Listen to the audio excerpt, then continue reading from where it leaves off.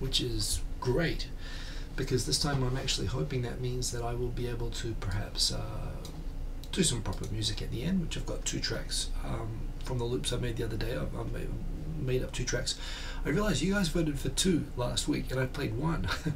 That was my mistake. Yeah, good news is that I have both of them already as sort of tracks, so I might record them at the end of the show. Other point to remember is that, of course, you guys can always ask for topics during the show, and I'm happy to talk, because I don't have an awful lot tonight, which is, it's a good thing. It makes it easier to do. Wow, so many people already in here. We've got Sergeant Bilko, Steve from Berkeley, Pigglesty Gaijin is present, Tokyo 503, Believe in Yourself. Who else we got in here? There's Tokyo 503. We've got Quint Rankid, great to see you. Tai Nakamura. Yo, what it is, my good dudes, says Tai Nakamura. We've got James Kelly, high hopes. And yes, one thing, I messed up last week with the Japan business time. I meant to schedule it for the normal time on Wednesday evenings. I think I set it for Monday or something instead, and it went live at the wrong time, and I didn't even realize it had gone live. So sorry about that. Hey, John Major, good to see you, and Lauren Sakai, good to see you as well. Hey, I'm blacker than Tico Sam. Everybody knows that. So yes, it's been. I know it's been a busy week for me personally, just lots of stuff going on, which and it hasn't been so much going on in Japan. It's probably a good thing. Hey, the J Vlog, salute sign back to you. But yeah, you know, I'm good. Not a lot of news to report, so I know we can sort of get. I guess the one big thing to report from this week is I should give my weekly MyChan TV update, which is that the feature that I was planning to have ready at launch was this idea that you could filter the videos, the duration of the video, so you can not only now catch up on your subscriptions by the genre, for example, your comedy videos or your Japan vlogs or your, you know, sports that you like, or you sort of, you know, famous YouTubers or stuff like that. You can group them any way that you like. But just the idea that, you know, sometimes you want to catch up on as many as possible, and you want to watch short videos, and sometimes you want to, you know, you're vacuuming or you're kicking back and you want to catch up on some long form vids, and you want to watch longer ones. So I've actually introduced a feature that is now working great, which is a feature that is the first pro feature, which is will allow you to specify the time, shorter than or longer than or between 2 certain times and minutes, that you can specify the length of the videos that you want to watch, which is awesome. So that means what I've got to do now is actually, frankly, this is really kind of the moment of truth in a way. This is it's taking 2 years to get here, but yeah, I want to set up the subscriptions feature. It's already apparently ready to go on the back end. I've got to test that. I do want to do this 2 ways. I want to enable subscriptions within the site, which is the main thing I want to have run, but I know that people here have mentioned in the past that some people aren't interested in MyChan TV, like they don't use subscriptions so much, but they do want to support what I'm doing and my creative endeavors, which I appreciate. So what I think I'm going to do is I'm going to set up a membership. Yeah, YouTube set up memberships, which is basically exactly like Patreon.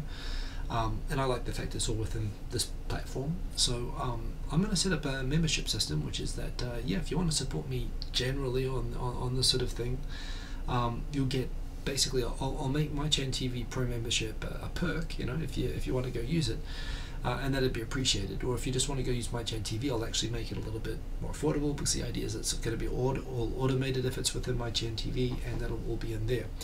However, there's one gap before I do all of that, which is I've got to get everything queued up. I've got to get the subscription setup going, which is nearly there.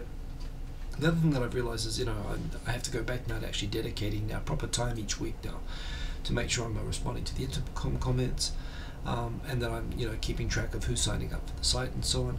And one thing I've realized I've got to do is I've got to actually create some sort of explainers to make the site a little bit easier to use. And although I've thought about doing this myself, I've always thought I wish I could have like a snazzy explainer video, and I found the Facebook algorithm seemed to dedicate this, seemed to detect that I must want to make an explainer video, and it recommended a whole bunch of explainer video makers to me from Fiverr.com.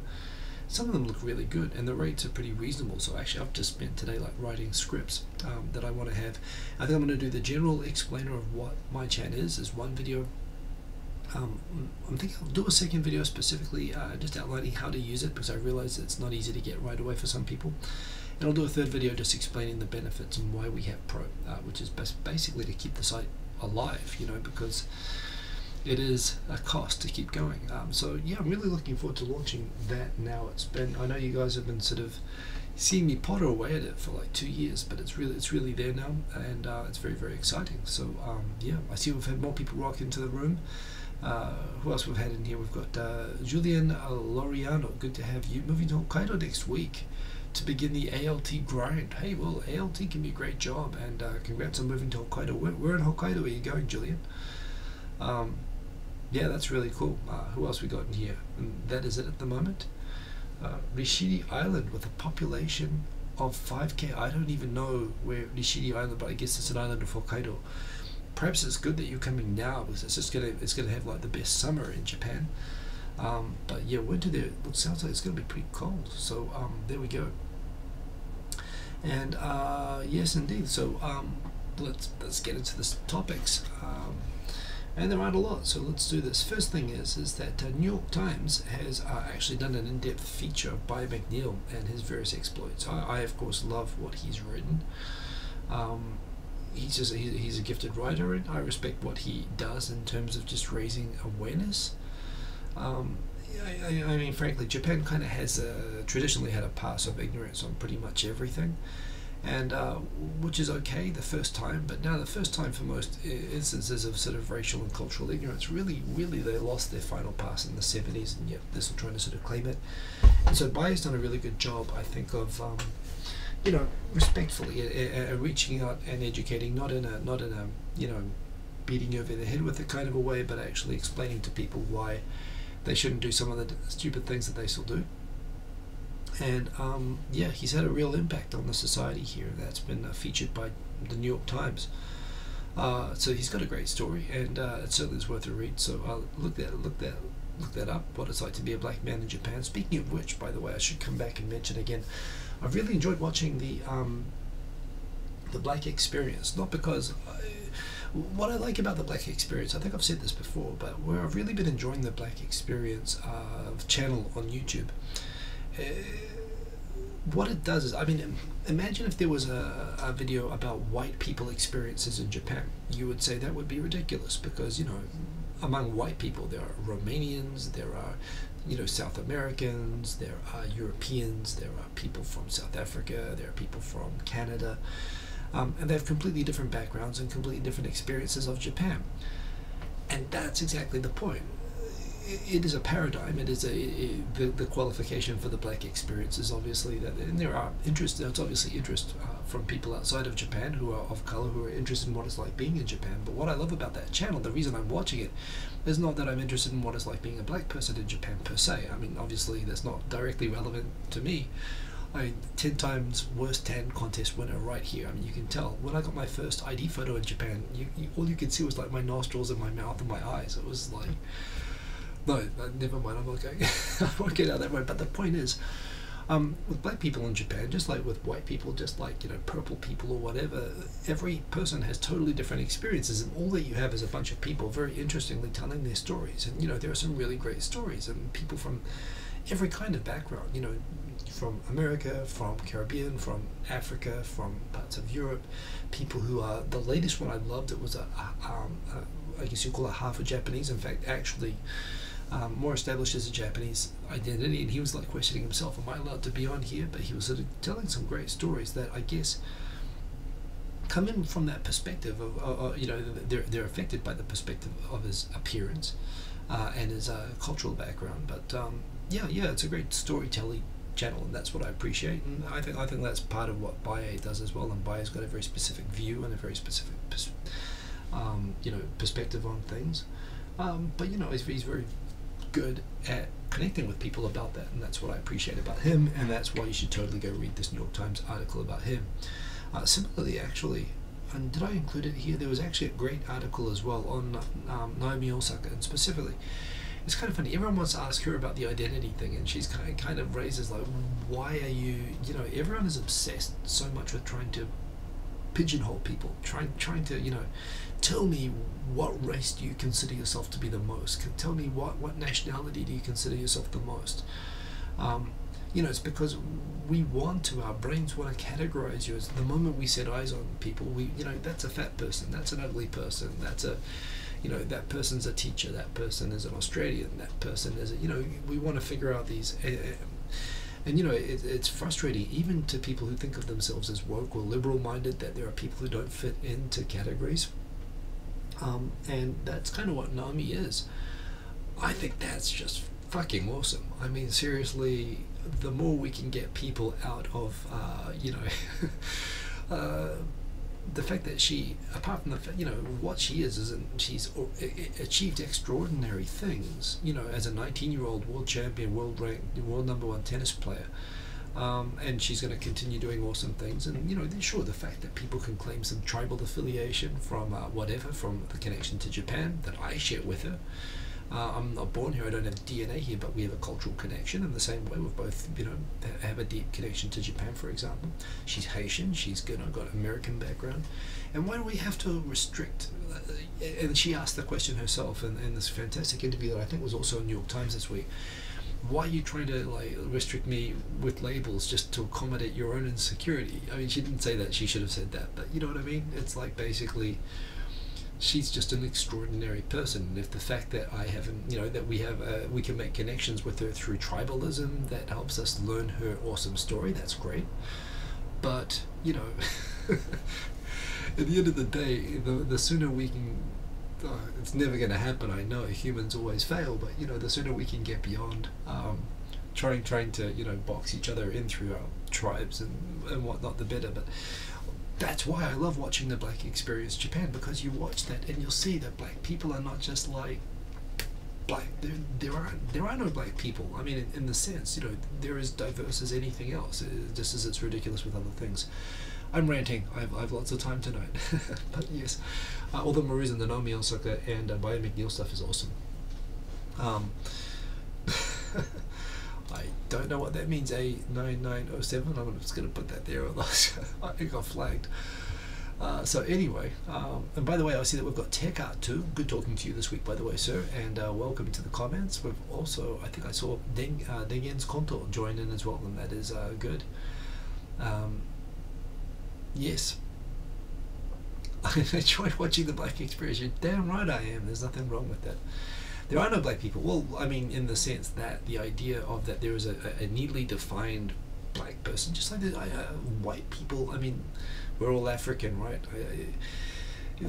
The point is that there are people with tans. I mean, the fact that Will Smith got in trouble, you know, people were criticizing him being cast as Venus Williams' father because he has substantially lighter skin. You know, you can split hairs all the way down, but again, what I appreciate about the Black Experience is not that it's showing a unitary experience of Japan that all black people experience. On the contrary, it's showing that black people have a whole range of experiences, frankly, that are as diverse as any other group, including that I could think of. That was kind of cool. The Ghosn stuff this week, I guess I should go in reverse order for this, and I haven't really organized these sequentially, so I'll do this in reverse order. First of all, if you're in Yokohama, congratulations. Yokohama for the second year in a row. I mean, I don't really understand that. If you live in Tokyo, there's Tokyo in the middle, and there's the satellite sort of cities, bed towns around Tokyo, and they're sort of loosely organized. There's Chiba out to the east. Then you've got kind of a few satellite towns like Kashiwa and so on to the north. Then you've got like Saitama, sort of going out from Ikebukuro. Then you've got Hachioji out to the west, and Yokohama to the south. And the funny thing about Tokyo is that people from Chiba, when you're in Tokyo and you meet someone from Chiba, they won't really say that they're from Chiba. You know, maybe if you ask them, if you corner them, they might say, but generally they'll just say, oh, I've just got a long commute. People from Saitama, again, also do that. In fact, people from Saitama in Kashiwa, and I was in Kashiwa for a long time, try to spend as much time as possible in Tokyo. People from Hachioji spend a lot of time defending themselves, saying that they are from Tokyo, even though no one from Tokyo accepts that because they're so far west. I mean, they're actually much further away than Yokohama. And again, that is a true danchi town. That is a true public housing town where just people just try not to spend much time, and the Chuo line goes all the way out there. Yokohama people are the only people in the satellite towns around Tokyo that introduce themselves saying, I'm from Yokohama. People from Yokohama are proud of Yokohama. They love Yokohama, and you go down there and you'll see why. It's got history, it's got culture, and it's just a beautiful city. Adachi is actually one of the 23 ku. of Tokyo. It's one of the 23 wards, as is Kawasaki, which I should also point out. Kawasaki's really been giving Adachi a good run for its money lately in the bad image of a town stakes. But yes, indeed, Yokohama is a really cool place. I used to work down there, and it was kind of cool. It felt cool, even though I had to commute an hour down to Yokohama to work. It's a nice place to work. It felt cool to go down there. I don't think I'd ever feel the same doing the same hour commute to Hachioji, or hour commute to Chiba, or hour commute to Saitama, but certainly going down to Yokohama, yeah, I could tolerate that. And this is where as well, if you've got work or any reason to even be able to live down there, for example, it's pretty good. So there you go. It's people seem to be voting out why it's only the second year. I mean, seriously, it's a pretty stable sort of a place that people love to say that they're from. So there you go. The Yokohama experience is Sergeant Boko indeed. Did anyone see this video? This video was awesome. I mean, so this was of course the Hayabusa 2 probe that after the first Hayabusa was the first ever man-made or human-made satellite to land on a space-based object other than the moon, i.e. an asteroid, and get a sample and return it to Earth.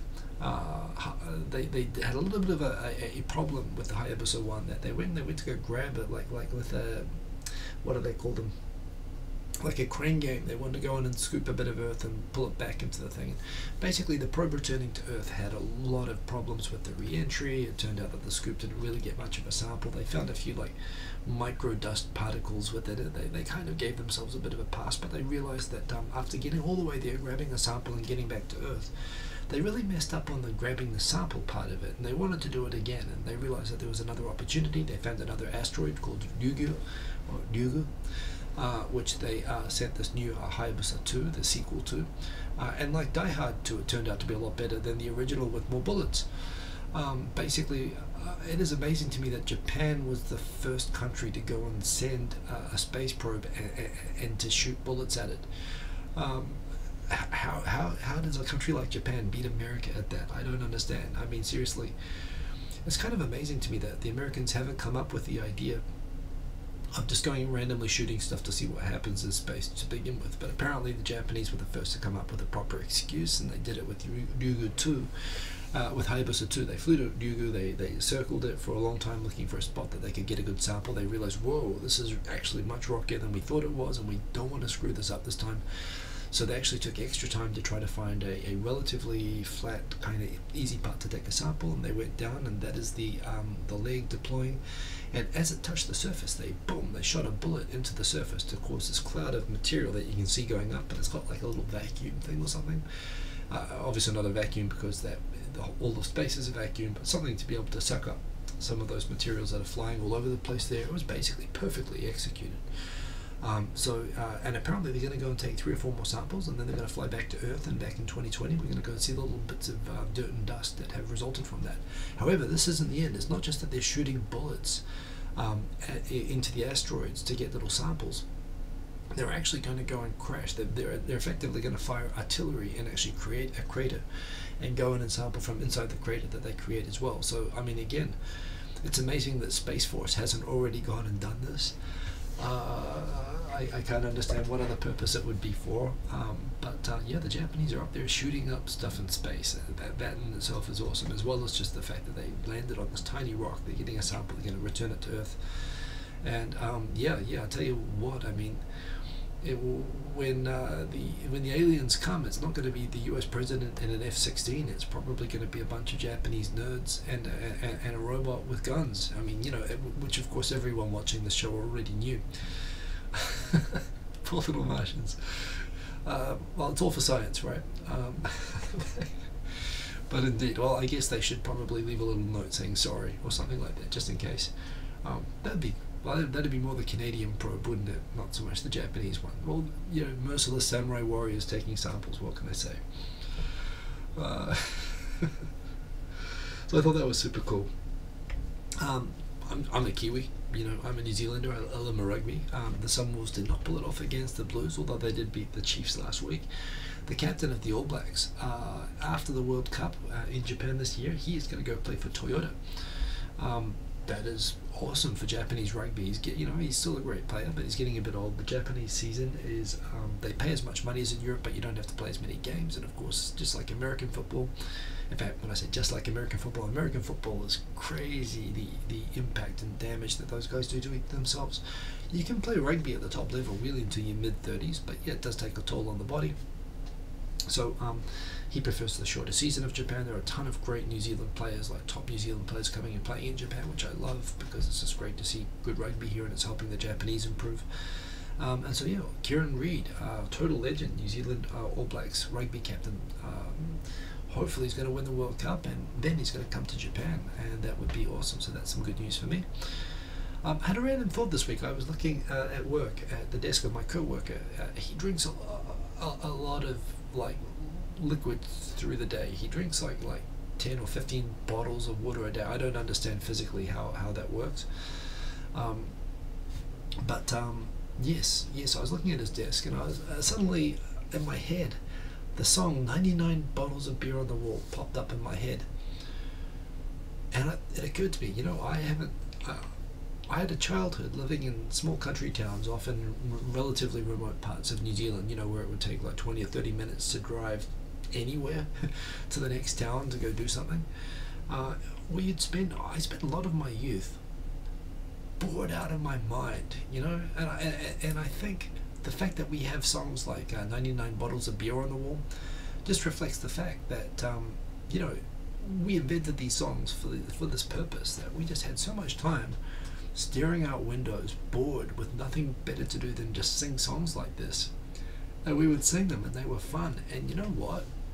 I don't think there's any situation, like since my son was born, that I can think of where, we had books and we even had video games. I mean, hey, Atari 2600, we had, but this is the point, but things like when you're trapped in a car, you can't read books when you're in a car, and this is when I lived in remote towns. You spend a lot of time in the car.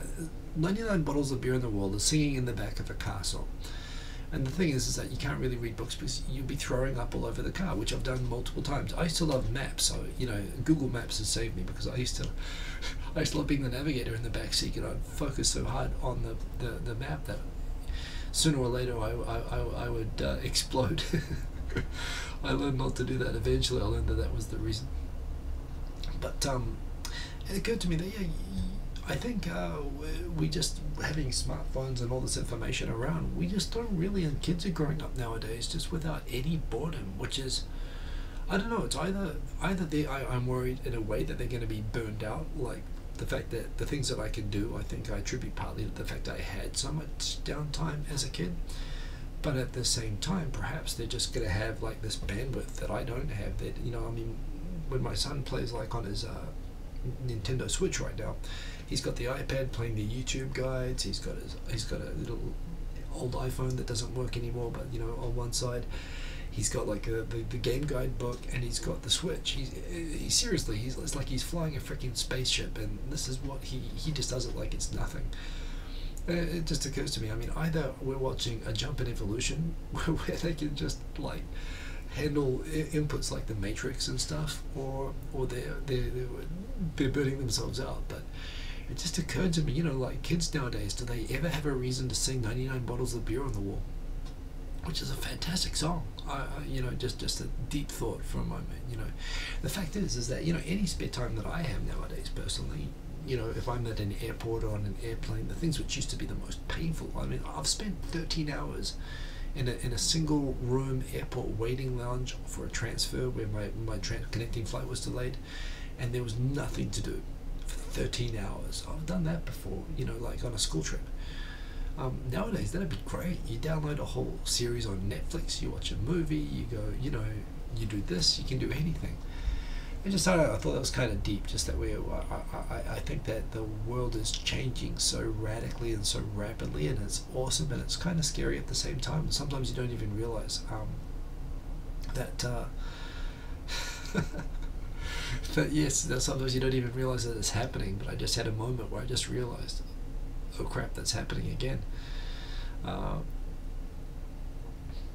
Yeah, yeah, and Steve from Berkeley also points out it was a pub song for singing along. Indeed, well, basically, it was in my day that, along with the meatball song, were pretty much just for irritating parents. And we would sing it facetiously. We'd sing it like, "Why are you making us spend so much boring time?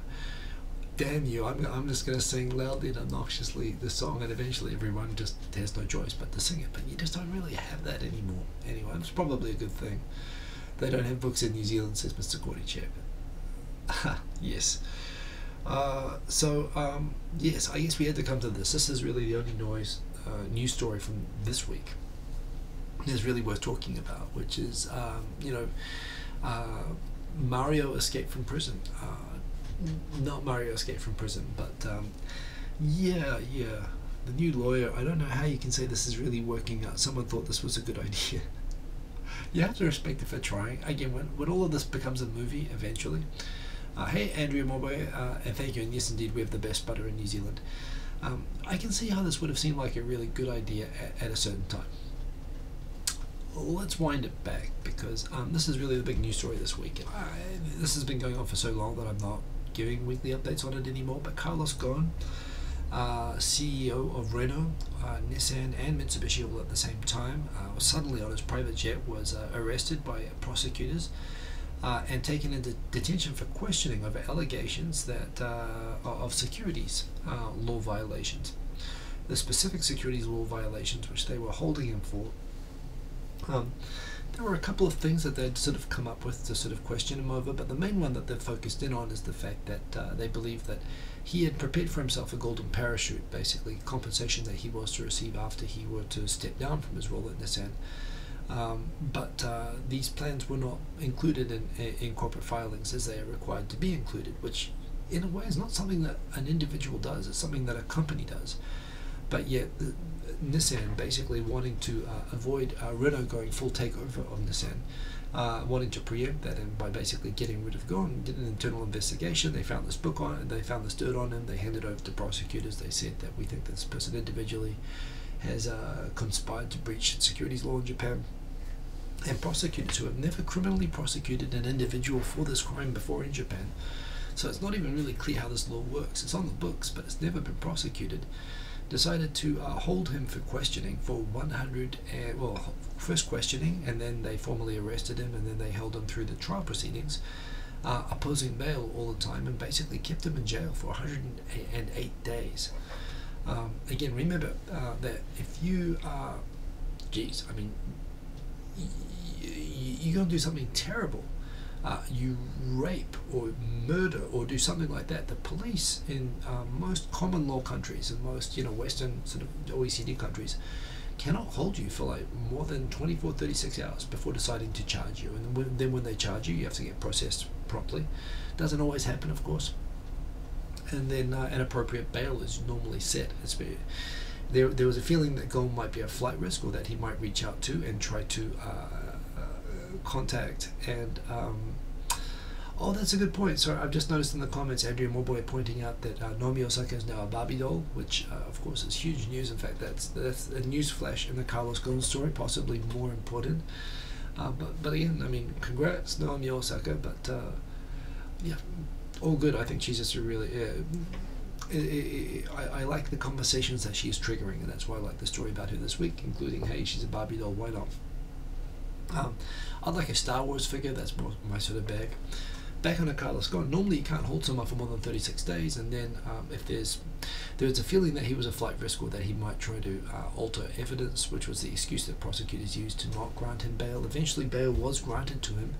The equivalent, basically, 10 oku, or 10 million US dollars.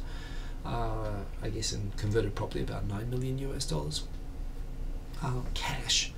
Again, the cash, I think, even in Ichiman Satsu, if that was required to be paid in cash, it couldn't be paid electronically. It would have been super heavy. I was trying to do some math. Apparently, someone do the math for me on this. So, Ichiman Satsu weighs exactly 1 gram. Apparently, 1,000 10,000 yen notes weigh 1 kilogram. So how much would 1 billion yen in 10,000 yen notes weigh?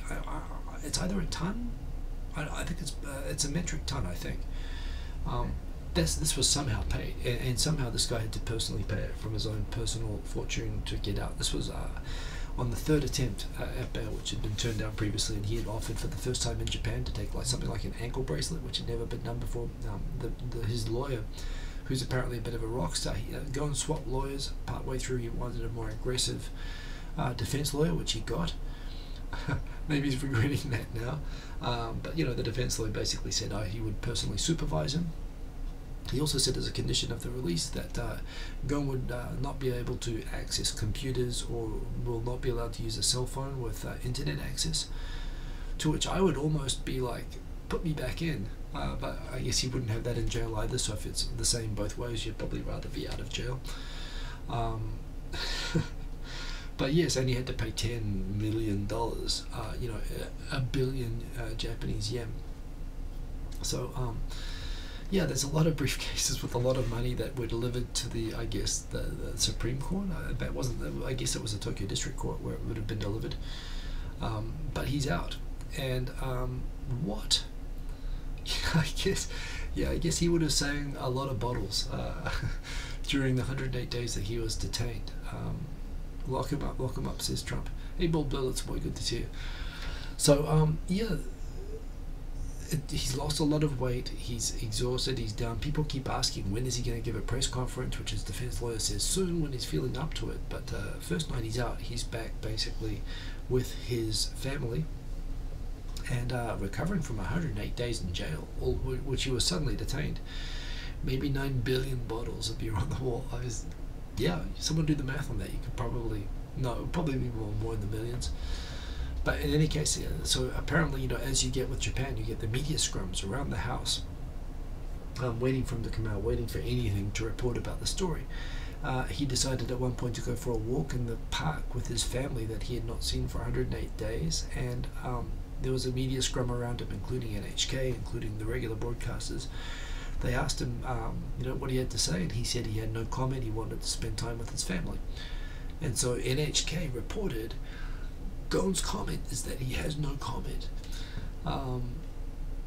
Again, this is pretty much typical Japanese media frenzy, but and look, the malfeasance, although I said the main charge which Ghosn is facing, which frankly doesn't look very, very strong, at the same time there is stuff coming out now from follow-on investigations in France, for example, the fact that he might have used company funds to pay for a party at the Versailles Palace in France, using basically Nissan cash for that, for personal expenses.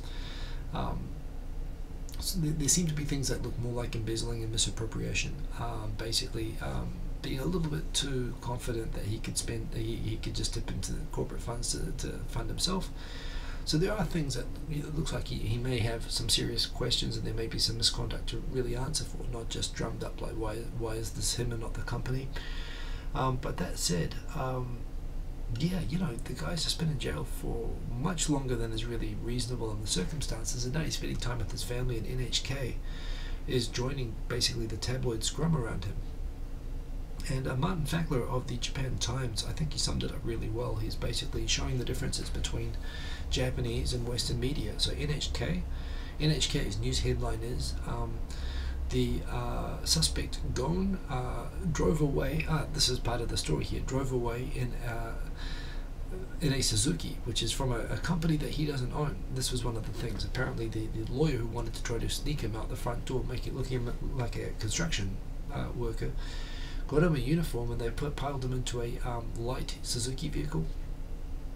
As if anyone can. So the media thought that was sort of hilarious or interesting, and that was the headline. The Wall Street Journal says that 恐ろしい訓練が終わり、法的な戦いは準備始まる. So yes, they've had basically a terrifying build-up, a terrifying training for this, and now they're getting ready for the real legal fight. That's the headline in the Wall Street Journal. In the Financial Times in the UK, ゴン逮捕は経産省が後押しした国策検査. There's a question about whether the by the way, Dan H, thank you for the super chat. I will come to that right in a second. The Financial Times in the UK is basically that the saying that the there might have been international pressure on the Japanese government to release him on bail. Certainly the family was going to the United Nations, starting to call into question the Japanese justice system. And it was drawing a substantial negative attention, so they're asking that. And the Le Monde newspaper in France was saying, the Japanese hostage-based legal system, is this really a developed country? Just showing the degrees.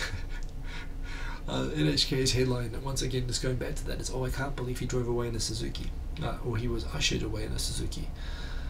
This is kind of the degrees of variations of reporting on this. Dan H, I don't think this is a very good look for Japan. It kind of confirms the Western stereotypes that Japan is very hostile to foreigners who run companies in Japan. Interesting comment there, Dan H. So, yes and no. In terms of, first of all, what's happening to Ghosn, of course, happens to anybody who gets mixed up in the justice system here. And there are stories of injustice, both faced by foreigners and Japanese. I guess there is a perception that this is only happening to Ghosn, and Ghosn is the most,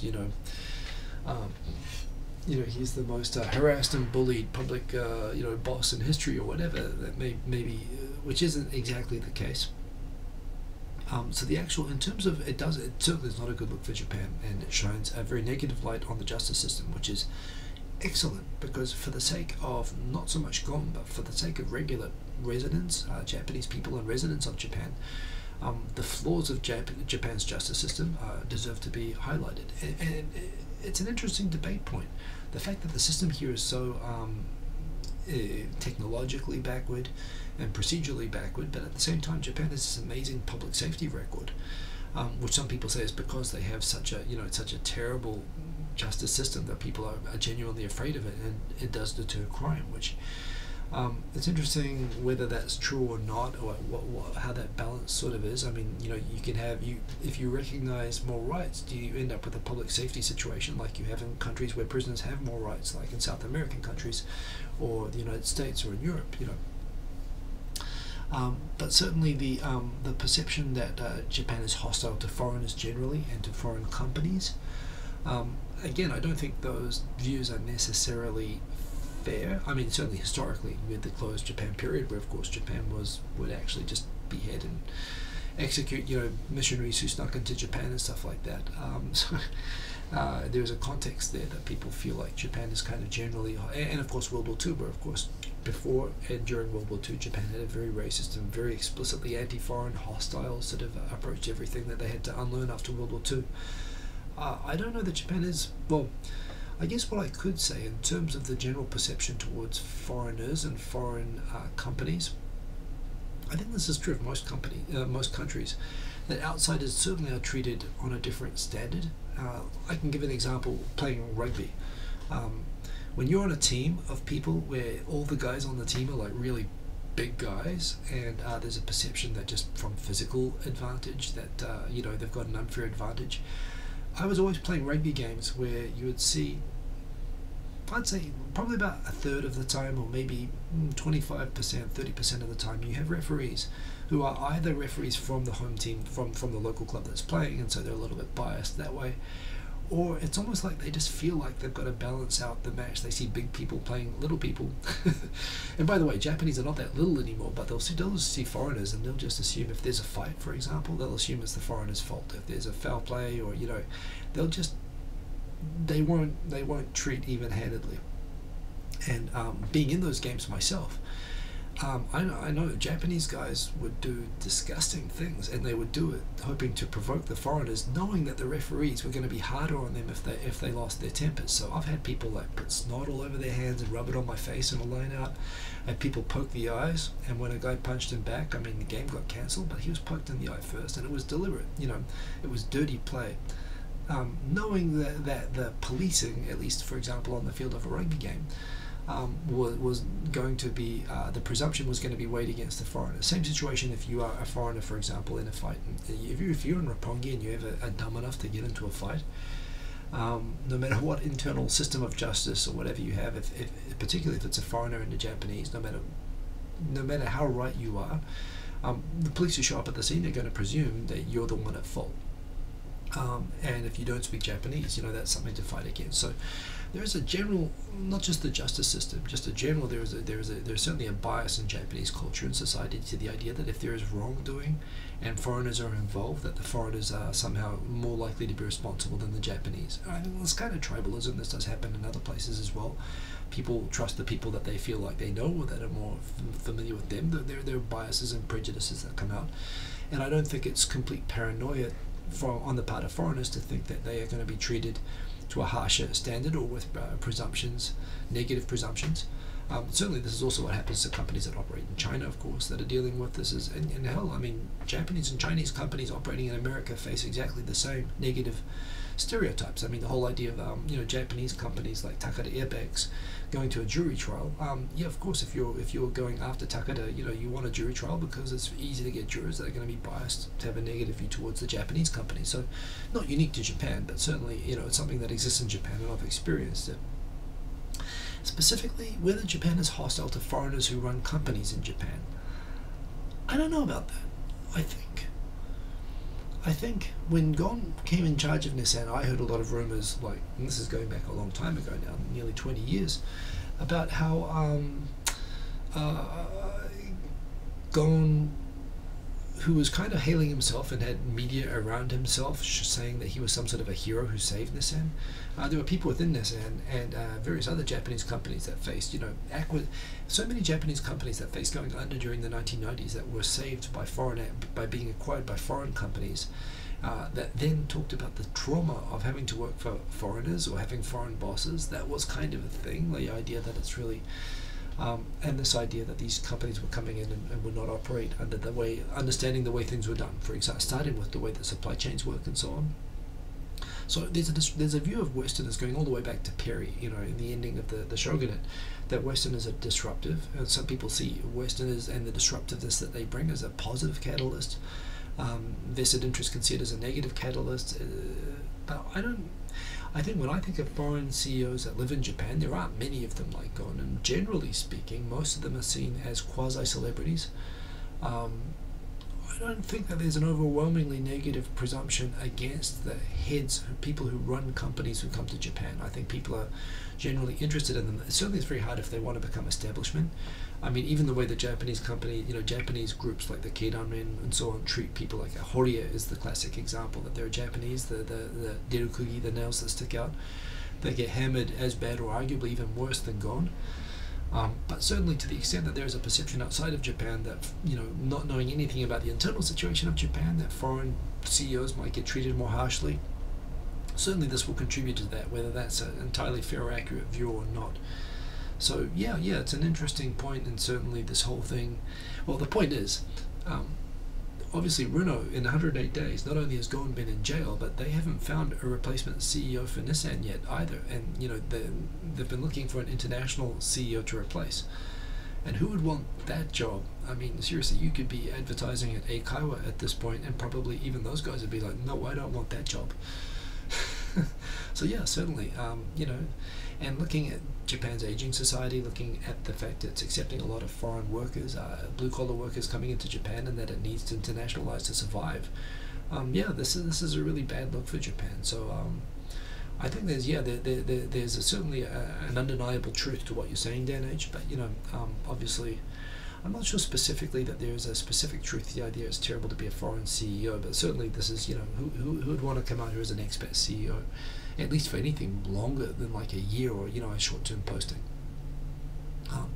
Andrea Moboy heard a report today that the oldest person in the world is 116 years old, and of course she's from Japan. I saw that as well today, or the new official oldest person in the world, and she just had her 116th birthday. Also interesting to me that she is, I guess she's born in the 20th century, even at 116 years old. That'd be 1903. So, I guess there are no more 19th century people anymore. Those are, but that in itself is interesting. Question there from Tech Art. If it is not too forward, how is MyChan TV fared as a small permanent resident business in Japan? Well, honestly, apart from the wonderful support I've gotten from the people who watch this show, I have not done enough to promote it, and as a result of that, it's still very much extremely under the radar. And I suppose golden levels of attention or success are things that I'm not. I just want a fun way to watch YouTube that I want to use. Yes, I suppose if I ever run into that problem, I'll deal with it. But you know, I'd have to be the CEO of like Sony, Panasonic, and Google at the same time, probably, you know, to have the kind of problems that Ghosn has. Mental note: not to dip into the kitty to pay for a wedding at the Palace of Versailles. I won't do that. But there we go. Yeah, definitely worthwhile being careful. By the way, Barry Bonds, good to see you there. Christopher Woodward. Oh, there we go. Dan H. Of course. The Olympus scandal. That is an interesting one. So again, I don't think it's specifically an anti-foreign thing, but because again, there are cases of Japanese who have been treated just the same or worse. But certainly there's an insider-outsider thing, and certainly the fact that you had in this case, a CEO who was an outsider, who was whistleblowing on his own organization, and certainly the media didn't treat the very much insider CEO of Olympus anything like they treat Woodward, or that they treated Ghosn, for example. So yeah, certainly there no question there's inconsistency and hypocrisy there. I mean, look, in the United States, this is probably the difference between the head of Theranos, for example, someone from a startup who's no one's really got very vested ties to, or you take Goldman Sachs, for example. You know, one MDB scandal in how many scandals have Morgan Stanley and Goldman Sachs been involved in, and how untouchable are their CEOs, you know, no matter whatever they do in the US. It's good to be in the old boys club, in Japan as much as anywhere else. But yes, indeed. Hey, Shubhas, buenos dias in Panama. Good to see you, and thank you for joining. So, but yes, all of that said, you know, would you want to be? I mean, these are CEOs of respectable, established companies that, again, just clearly through being foreigners are getting differentiated treatment. So, yeah, no question, Dan H. I think there's some truth to that. Other stuff that I have in here. Wow, the time has actually gone by. I thought I'd like had nothing to talk about tonight. Well, I always do this, but you know, for a couple of months they're doing some rework on the Yamanote line, which is not clear when until, but the last train, because of the work being done on the Yamanote-sen train lines, is going to finish 30 minutes earlier, which is pretty substantial. It basically means that Tokyo's going to have to close 30 minutes earlier while they're doing these works, which I believe that this starts from this month. So yes, if you're out drinking, that last train, it's really actually going to have a huge economic impact. The Yamanote line is the most important train line in Tokyo, and it runs late for a good reason. It means that, you know, even if you've got to catch a taxi to the last stretch of your home, you can get close, well, depending on where you live. But yes, indeed, leaving 30 minutes early for a time is kind of big news, so heads up to everybody. The ongoing drama with Korea, it's kind of just low-level Cold War kind of stuff at the moment, but it is going to get to a new milestone, which is that the plaintiffs who won a pretty small amount, it's not a huge payout at all, but they won compensation for unpaid wages for basically working as conscripted labor, or said more negatively, slave labor during World War II. By the way, America, Britain, you know, we all had conscripted labor during World War II for production. And Koreans were considered Japanese citizens, but no question they were treated a lot worse, and they were taken from Korea and sent to Japan and put into factories and not paid. So yeah, they want some money, and although Japan says that they paid Korea their money back in the 1965 diplomatic relations treaty that was kept secret from the Korean people, the South Korean government decided never to use the money to compensate victims of World War II. These people successfully won a case in the Korean Supreme Court that they should be able to go and sue the ancestor companies of the companies that they worked for during World War II to get their unpaid wages, which does sound kind of reasonable. However, the Japanese government says that if the Korean government allows this to be upheld against this company, it would be breaching the diplomatic relations treaty, and that the onus is not on the company but on the Korean government that's received the compensation money for this purpose, you know, back in 1965. The South Korean government is saying, well, it's out of our hands, it's really the company has to pay. And this is basically going to a point where, yeah, the plaintiffs have just made a motion to get the assets of the companies involved confiscated by the Korean government to make this payment, which would effectively be an action by the Korean government to affirmatively, by the Japanese view, breach the 1965 treaty, which is the basis upon which South Korea and Japan have relations. It's the difference between North Korea and South Korea, is that in Japan doesn't have diplomatic relations with North Korea, and it hasn't paid compensation to North Korea for the colonial period, but it has to South Korea. And this would be basically denying the basis of that relationship. So, yeah, I don't think Japan, although some people rhetorically are saying that if this happens, that Japan should consider treating South Korea like North Korea and breaking off diplomatic relations. I don't think Japan or South Korean governments want it to go that far. The economic, security, the other ties are too deep. And the personal ties are actually good between South Korea and Japan. But yeah, this is going to force a really, really big and very intractable issue between the two countries, and it's not clear how it's going to get resolved. And it's going to be pretty ugly, so that's going to happen this week, something to look forward to. Japanese Women's Day this week, of course, so there's a lot of stuff in the news about that. One thing that came out in particular for Japan is that while worldwide political representation, 27% of managers in OECD countries, women make up 27%, but in Japan only 12%. This is kanishoku, so when we say managers, it's basically people at manager level, not like CEOs. So certainly Japanese companies still underrepresented, certainly in politics as well, and Japan got a lot of reminders of that this week. The Sakura forecast has been confirming that indeed cherry blossoms will be coming out 7 days earlier than usual in Tokyo. They should reach it. In fact, it's Kaika, right? Which is actually starting, not peak. If Kaika, so not Mankai, which is full bloom, those should be starting on in Tokyo on March 21. So actually not that far away, just over a week away. And full bloom, well, I guess the March 30 Hanami party is pretty well timed. Yes, there we go. It's going to be great. I'm going to make it probably late to the Nijikai of that, just because I'm going to be taking my dad around, as I've said before. Also, interesting fact, 2 days after the Kaika, there on the 23rd, that'll be my 20th Japaniversary in Japan. That'll be kind of cool. I guess I should do a special video about that. Yeah, it's early. The Sakura are not behaving like the trains. They're not keeping to the schedule. The no comment news story. A serious problem. Japan's going to be hosting the World Cup. People preparing for what that entails in Oita Prefecture, for example, they're being informed that when you host a rugby game, you need to prepare 6 times more beer than you need to prepare for a soccer game. And this isn't a joke. I've been to like New Zealand versus Australia being played here in stadiums in Tokyo where they sold out of beer before kickoff, and there was almost riots. There was like I got to have some conversations in the queues with former international rugby players. I was like, whoa, you're famous, and I'm going to talk to you while we wait for beer. But yes, they don't really appreciate that rugby fans drink beer. They also have been, rugby experts have been informing police and so on not to get jumpy when people start singing songs. Generally speaking, I don't think I've really heard of a case. I'm sure something must exist somewhere, but I've never heard of hooliganism associated with rugby. So they're basically saying, give them enough beer and let them sing, and everything will be fine. And that is probably true.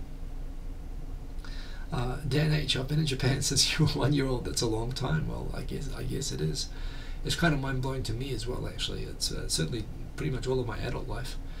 And that is all the stories that I have, which is good news because I've got 2 tracks. I could play both. I guess I'll play the track that you guys asked me to play last week that I did not actually play, and I've got that queued up to do as a track, so I've got all the different loops ready. So on that basis, let me switch over to the Korg, which is working visually, and I'll tell you what, I might even just record this. If it goes well, I'll upload to SoundCloud after the show, which means I should probably stop the I'll leave the mic on, but I'll turn it down a little bit. Okay, so let's there we go. That is working. In fact, we can even boost that a little bit and drop that a little bit, and let's enjoy a little bit of a track. In fact, let's also turn on the live recording. I've got to up my game on this as well. It's another thing I've been thinking about lately. So here we go. Boom, outro.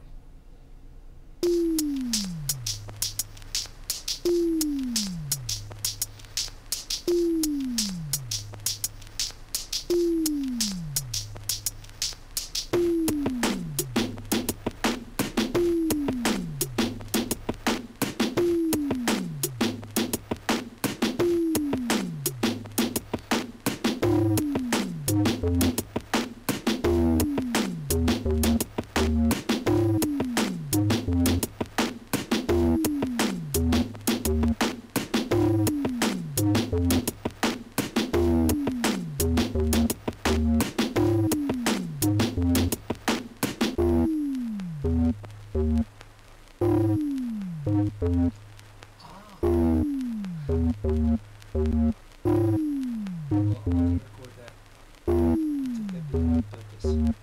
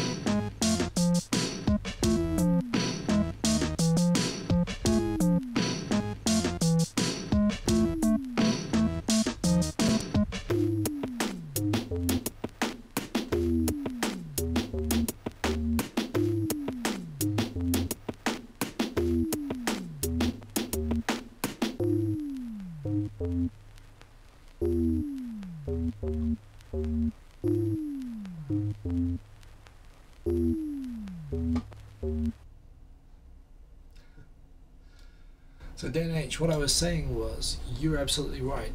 What I want to do is, I've actually been getting on a kick. I've been going back to learning GarageBand again on iOS, which actually lets you take out these things and actually do a lot more with them in terms of like producing them and finishing them. And yeah, I've gotten a bit of a kick with that lately. So yes, look out for that, because I do want to actually try to up my game. It's really fun composing on this. Also, what happened with this was, although I'd made the 16 loops, I just realized partway through is that I'd gotten up to the breakdown bit and I hadn't actually constructed the second half of the track yet. So I realized as soon as I got to it, oh crap, I haven't actually like finished queuing all of this up. So I was just playing around with it there at the end. Although I think, you know, there's a nice little hook in there, and I agree, it can do with some editing and some fixing up, and it'd be in pretty good shape. So I will do that. That is the second track anyway. The first track from last week, since I'll make this the outro, and at some point I will record both of these and put them up onto SoundCloud, and they'll both be available to anyone who wants to put them onto their channel, use on their videos or do whatever. One other point to remember is that Rochelle Kopp's event, Working Effectively with Japanese, is on March 14. It's in a few days. It's going to be later this week, but if you would like to join, you can still use the promo code HIKO30. Check my feed or her feed. I'll try to remember to put the link in the video information if you'd like to sign up for that. It's going to be awesome.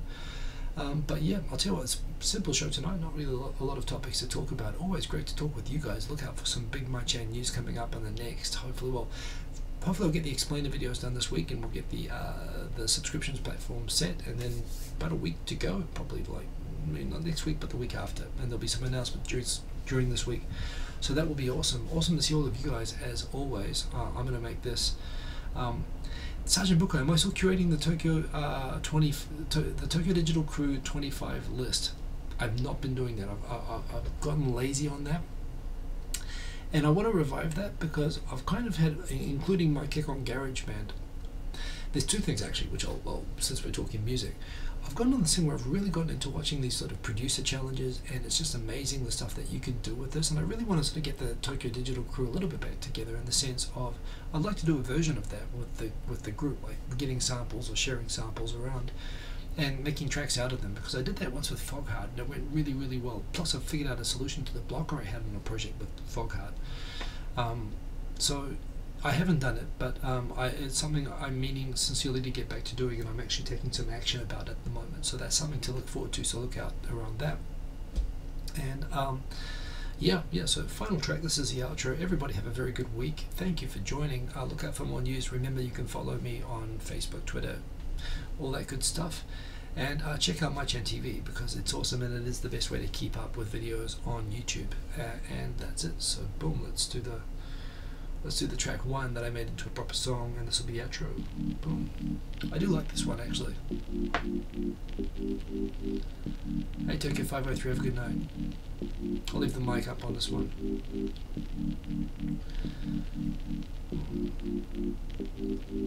Hey Lauren, have a good week.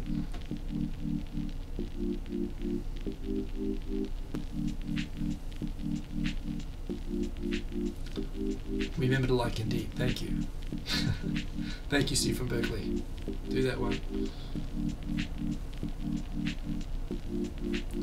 The scratchy, vinylly sounds.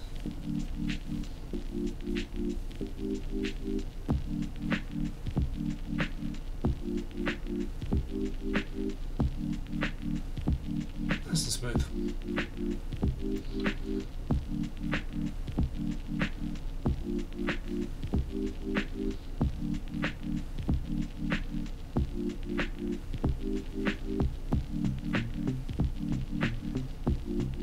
This is nice. I like this one.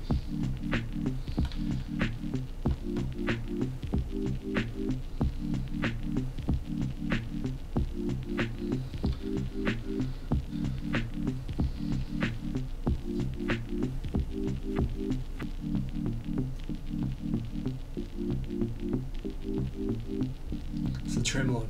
That's that middle one.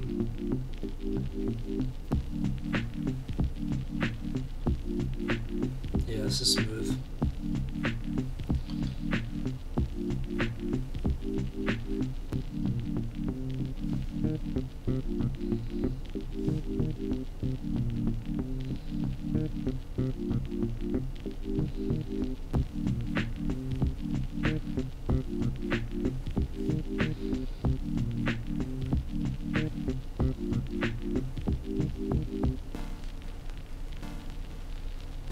Video gamey. I like these kind of sounds.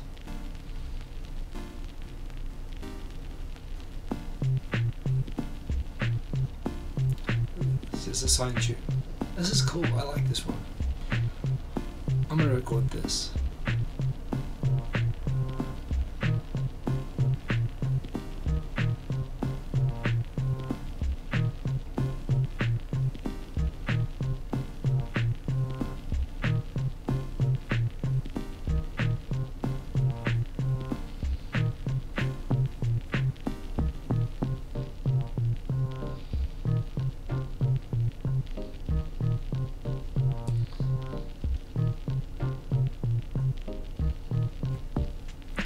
love this on a 16-bit game. Plus, it's good background for the talking, isn't it? I could like play this. Well, people would get annoyed, but I'd like to do the show with this sort of thing.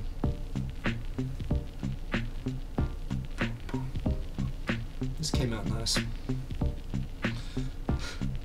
I realize I'm praising myself excessively, but this is good.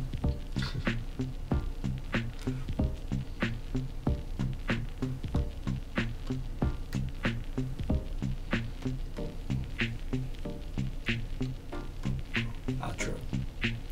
That's the show. Thank you for joining. Remember to like if you liked.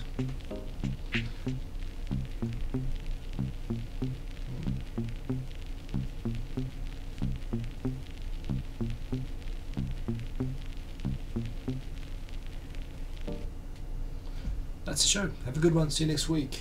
Peace. In stream.